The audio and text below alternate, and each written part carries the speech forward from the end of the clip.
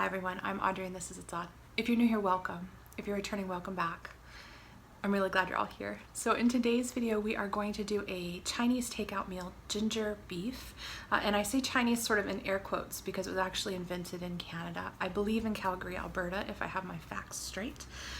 This dish is delicious. It is kind of a fried beef with some stir-fried vegetables and sort of a kind of a sweet, traditionally spicy sweet sauce.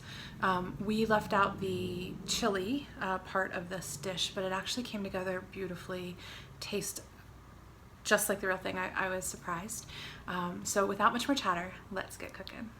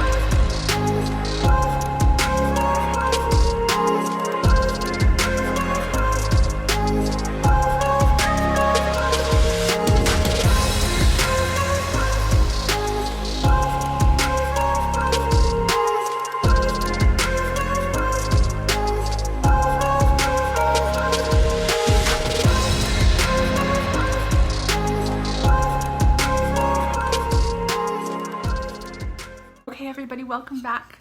We are back with a taste test of the ginger beef, so I'll show you sort of what it looks like.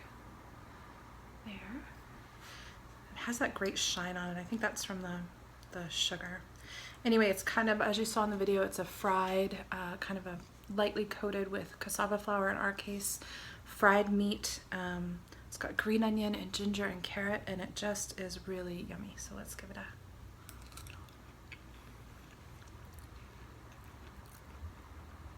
I love this one because it tastes like something I would order pre-AIP for takeout.